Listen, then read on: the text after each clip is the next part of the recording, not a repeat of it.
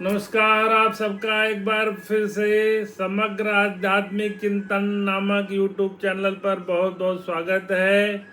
आज ज्येष्ठ महीने का दूसरा बड़ा मंगलवार है। तदनुसार दिनांक 12 मई 2026 और दिन ज्येष्ठ कृष्ण पक्ष की दशमी का दिन है, दिन मंगलवार है। आप सबको विदित है कि बड़ा मंगल ज्येष्ठ का बहुत शुभ माना जाता है। ये हनुमान जी की पूजा से जुड़ा हुआ है।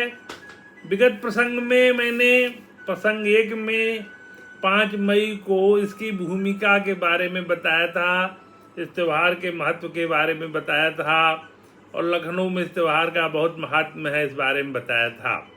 आज हम अपनी चर्चा को किष्किंधा कांड के कुछ प्रसंगों से जोड़ करके जामवंत जी के प्रसंग को उठाएंगे और उसको अपनी पूर्णता देने का प्रयास करेंगे। आइए हनुमान जी को याद कर लेते हैं। अतुलित बलधामं हेम शैलावदेहम धनुजुवन किसानुम ज्ञानी नाम अग्रगण्यम सकल गुण निधानम वानराणाम धीसम रघुपति प्रिय भक्तम वाद जातम नमामि। इसे एक श्लोक में हनुमान जी के 8 तरह के गुणों का वर्णन है और सबको पता है कि हनुमान जी मल्टी टैलेंटेड व्यक्ति थे। आपदा में भी अवसर ढूंढ लेते थे और सबसे बड़ी बात वो बहुत बड़े भक्त थे। और भगवान से उन्होंने खुद कहा, क हनुमंत विपत्ति प्रभु सोई जब तव सुमिरन भजन नोई। उन्होंने भगवान श्री राम से कहा कि हे प्रभु, वही विपत्ति है जब आपका भजन और सुमिरन न हो तो समझ लीजिए कि विपत्ति ही है। तो भगवान का भजन और सुमिरन अगर आदमी कर ले तो उसको विपत्ति नहीं आती है। लेकिन भगवान को पाने का जो मार्ग है वो हनुमान जी ही बताते हैं, इसलिए उनके शरण में रह करके दिन रात शरणागति में रह करके अपना कल्याण करने के लिए जीव को प्रयास करना चाहिए। जैसे कि वो विभीषण को मिले तो विभीषण की शरणागति, विभीषण को राज्य मिला। वो सुग्रीव को मिले, सुग्रीव को भगवान से मिलाया, सुग्रीव को भी किष्किंधा का राज मिला, जो कि निष्कासित जीवन ऋष्यमुख पर्वत पे जाकर के निष्कासित जीवन जी रहे थे सुग्रीव, लेकिन उनको भगवान राम से मिला करके उनका काम आसान कर दिया। तो जब वो अजर अमर है, माता सीता का आशीर्वाद उनको प्राप्त है। अजर अमर गुण निधि सुत हो करही बहुत रघुनायक छोहू। तो सीता माता ने उनको अजरता का मतलब वृद्ध न होने का, अमरता का मृत न होने का जो आशीर्वाद दिया है वो उनके लिए अक्षुण है। कहते हैं जामवंत जी को द्वापर युग के अंत तक रहने का भगवान ने आदेश दिया था, तो द्वापर युग के अंत रहे, लेकिन हनुमान जी कलयुग के अंत तक विराजमान रहेंगे। और जहाँ भी भगवान की चर्चा होगी, जहाँ भी भगवान के नाम का संकीर्तन होगा, जहाँ भी भगवान के नाम की कथा होगी, प्रवचन होगा, हनुमान जी वहाँ जरूर पाए जाते हैं। तो आइए उनकी उपस्थिति को महसूस करते हैं और अपनी चर्चा को आगे बढ़ाते हैं। आज मैं किष्किंधा कांड का आखिरी दोहा, जो कि दोहा नंबर 29 से दोहा नंबर 30 तक है, जिसमें सारा प्रसंग वर्णित है कि किस तरह से उन्होंने हनुमान जी को सीता माता का खोजने वाला टास्क दिया, उसको याद करके और उसका स्मरण करके फिर अपनी चर्चा को अपने ऊंचाइयों पर पहुंचाने का भगवान की कृपा से प्रयास करते हैं। श्री परमात्मा नमो। प्रणव पवन कुमार खलवन पावक ज्ञान घन जासु हृदय आगार बसहि राम सर चाप धर। भगवान हनुमान जी के हृदय में धनुष बाण के सहित विराजते हैं। दोहा। बलि बांधत प्रभु बाळे सो तनु बरन जाय उभय गरिम दिन्य साध प्रदक्ष निधाय। जामवंत जी कहते हैं कि जब भगवान का वामन अवतार हुआ था तो मैंने उस समय पूरे पृथ्वी की 7 परिक्रमा की थी, लेकिन आज मैं अत्यंत बूढ़ा हो गया हूँ। अब जामवंत जी का जब ये प्रसंग यहाँ आता है तो त्रेता युग के करीब समापन के समय ये सब कांड हुआ था, राम रावण युद्ध। उसके बाद वो द्वापर युग में भी पाए गए थे और भगवान कृष्ण से उनका युद्ध भी हुआ था। आइए, हमारा ये विषय ये है कि रामचरितमानस के जो पात्र हैं, जिनके बारे में रामचरितमानस में थोड़ा भी विवरण है, हम उन पात्रों को पूर्णता से जाने और उनको जानने का प्रयास करें। तो जब भगवान रामावतार में थे तो एक वृद्ध हो गए थे और भगवान राम के सेनापति ही थे जामवंत। जामवंत जी के नेतृत्व में सारी युद्ध की रचना हुई और रावण को परास्त किया गया था। लेकिन उसके बाद जब भगवान इस लोक से सिधार गए, लेकिन जामवंत जी रह गए थे, विभीषण जी रह गए थे, जामवंत जी रह गए थे, हनुमान जी रह गए थे। तो विभीषण जी और हनुमान जी को अमरता का आशीर्वाद है, लेकिन ये जामवंत जी को द्वापर युग के अंत तक ही रहने का आशीर्वाद प्राप्त था। तो द्वापर युग में जो घटना हुई, भगवान राम के जो कृष्णावतार में भगवान कृष्ण आए, तब उनका भी भेंट हुआ जामवंत जी से, और किस प्रसंग के वजह से जामवंत की भगवान कृष्ण से युद्ध हुआ वो ऐसा है कि स्यमंतक मणि जो था वो सत्राजीत नामक भगवान के ही दरबार में, वो राजा उग्रसेन के दरबार के कोषाध्यक्ष थे, उनको सूर्य उपासना से स्यंतक मणि मिल गई थी। तो कृष्ण भगवान ने उनसे कहा था कि स्यंतक मणि आप जो है राजा उग्रसेन को दे दीजिए। तो उन्होंने उसे मना कर दिया। तो भगवान ने कहा कि ये मणि आपसे उचित समय पर ले ली जाएगी। तो उन्होंने इस मणि को छुपाने का प्रयास किया और अपने भाई प्रसेनजीत को कहा कि तुम इस आकर के जंगल में गाड़ आओ।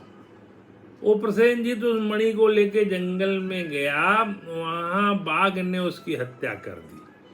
और इधर सत्राजीत ने भगवान पे चोरी का आरोप मढ़ दिया कि यही इस मणि को लेने की बात कर रहे थे, इसलिए इस मणि की चोरी इन्होंने की है।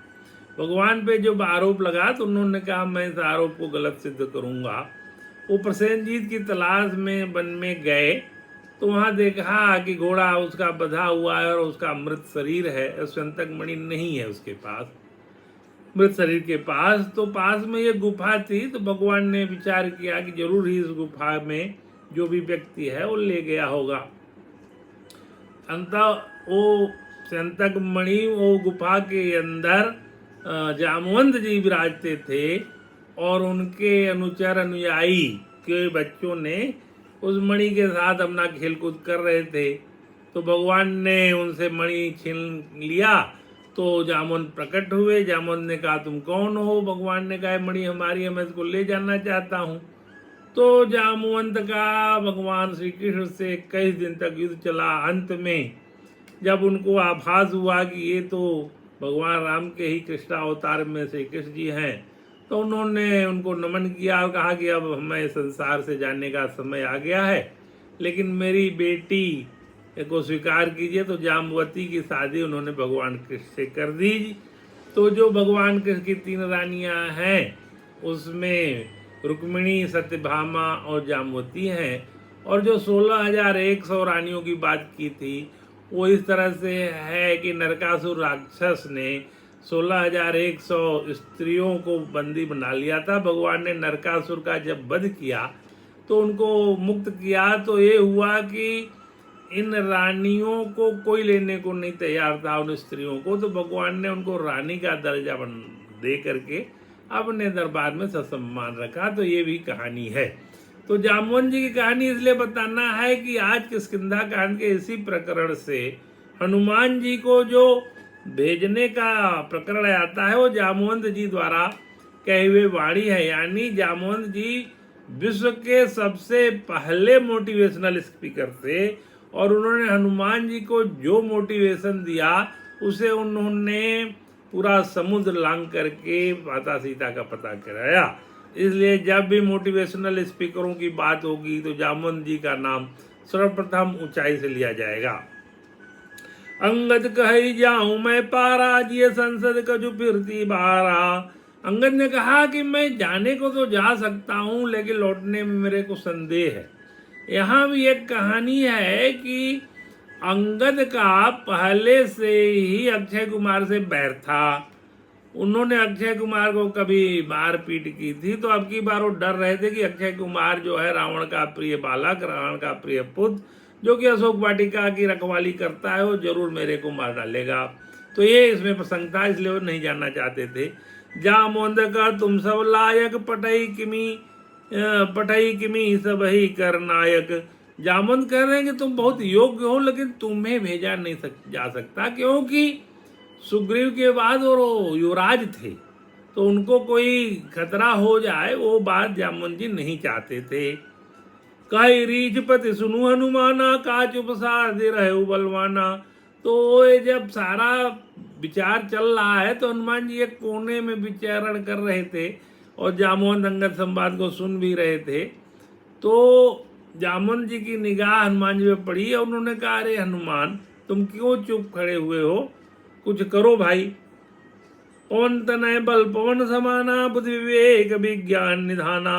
कवन सो काज कठिन जग माही, जो नहीं होई तात तुम पाही।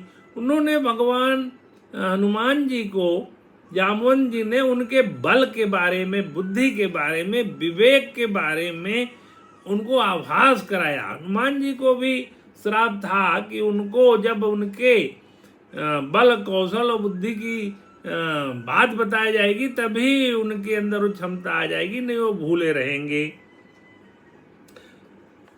जो नहीं हो ता तुम मैं राम काज लगित अवतारा, सुनते भव पर्वताकारा। राम के कार्य के लिए तुम्हारा अवतार हुआ। ये बात जामुन जी हनुमान जी से कहते हैं। ऐसा सुनते ही हनुमान जी ने पर्वताकार रूप में शरीर धारण किया। कनक बनन बरन तन तेज विराजा, मानहु अपर गिरिन कर राजा। उनका वदन स्वर्ण युक्त हो गया, जैसे कि सारे पर्वतों के राजा हों।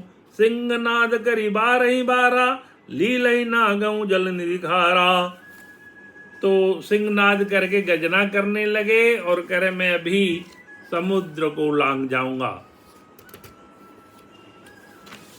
लीलई नागऊ जल निधि खारा, सहित सहाय रावणी मारी, आनौ यहाँ त्रिकूट उपारी। सभी सहायकों के सहित रावण का वध करके पूरे त्रिकूट पर्वत को मैं उखाड़ लाऊंगा। आप सबको विदित है कि लंका त्रिकूट पर्वत पर आधारित है। उसके 3 पार्ट हैं। उसी में एक नील पर्वत है, एक सुवैल पर्वत है, और एक पर्वत पे, सुंदर पर्वत पे अशोक वाटिका विराजती है। तो नील पर्वत, सुवैल पर्वत और इस अशोक वाटिका वाला सुंदर पर्वत 3 मिलाकर के त्रिकूट का निर्माण करते हैं। और सुंदर पर्वत पे अशोक वाटिका है जहाँ सीता जी विराजती हैं। जामवंत मैं पूछूं तो ही, उचित सिखावनु दीजहूं मैं हुई। वो जामुन जी से कहते हैं कि जामुन, मुझे उचित सलाह दीजिए। इतना करो तात तुम जाई, सीते दे की कहो सुधी आई। ऐसा करो कि आप जाइए वहां सीता जी का पता करके लौट आइए। तब निज भूलबल राजीव नैना, कौतुक लाग संग कपिसेना। कपिसेन संग संहार निश्चर, राम सीत ही आनी है। त्रैलोक पावन सुजस सुरमुनि, नारद आदि बखानी है। जो सुनत गावत कहत समुझत, परम पद नर पावई। रघुवीर पथ पाथोज मधुकर, दास तुलसी गावई। भावे सस रघुनाथ, जस सुनहि जे नर नारी। तिन कर सकल मनोरथ, सिद्ध करई त्रिशिरारी। त्रिशिरा, खर दूषण त्रिशिरा रुबाली। तो खर दूषण और त्रिशिरा का वध भगवान राम ने किया था, इसलिए उनको त्रिशिरारी कहते हैं। यहाँ त्रिशिरारी और त्रिपुरारी में फर्क होता है। त्रिशिरारी भगवान विष्णु को कहते हैं, राम के अवतार थे। और त्रिपुरारी, त्रिपुर रामक राक्षस का वध शिव जी, शंकर जी ने किया था, उन्हें त्रिपुरारी कहते हैं। नीलोपर तन श्याम काम, कोटि शोभाधिक। सुनियता सुगुण ग्राम, या सुनाम यग खग बधिक। ये किष्किंधा कांड का प्रसंग यहाँ समाप्त होता है। अब आगे सुंदर कांड में हम प्रवेश करेंगे। सुंदर कांड में प्रवेश करने के पहले जो भूमिका थी वो किष्किंधा कांड से ली गई थी। उसमें इस बात का उल्लेख है कि हनुमान जी का ही क्यों चयन किया गया माता सीता का पता करने के लिए, अंगद को क्यों नहीं भेजा गया, और जामवंत जी की कथा के जो मूल बिंदु थे वो मैंने पूरा बताया कि वो त्रेता युग से किस तरह से द्वापर युग तक पाए गए, द्वापर युग के लगभग अंत तक ही थे। तो उनका कार्य जब समाप्त हो गया तो यहाँ से इस तरह से जामवंत जी चले गए। इसी तरह से महाविभूतियाँ आती हैं और अपना काम करके चली जाती हैं। यदा यदा ही धर्मस्य ग्लानिर्भवति भारत अभ्युत्थानं धर्मस्य तदात्मानं सृजाम्यहम् परित्राणाय साधूनां विनाशाय च दुष्कृतां धर्म संस्थापनार्थाय संभवामि युगे युगे। तो हनुमान जी हमारे इस भारत भूमि के सर्वश्रेष्ठ नायकों में से एक है। अगर हम उनके चरित्र से जरा भी शिक्षा लें तो उनका समर्पण, उनकी जैसी योग्यता, उनकी जैसी काबिलियत, उनके जैसा स्वामी भक्ति, उनके जैसा भक्ति भाव कि अगर कुछ अंश, कुछ परसेंटेज भी हमारे अंदर आ जाएं तो हम अपने इस मानव जीवन को सार्थक कर सकते हैं। मैं जब भी रामचरितमानस सुंदरकांड की चर्चा करता हूं तो गीता का भी चर्चा करता हूं।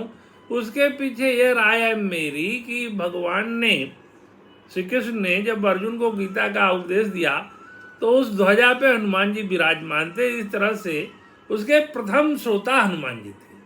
और मैंने अपनी विगत चर्चाओं में सुंदरकांड और गीता का जो अद्भुत समन्वय आया है उसकी समय समय पे वार्तालाप में उस वाक्यांश को शामिल किया है। सहयोग से इस बार ज्येष्ठ महीने में 8 मंगलवार हैं। आज अभी दूसरा मंगलवार है तो हमारी चर्चा 8 सप्ताहों तक चलेगी। आज केवल द्वितीय सप्ताह है।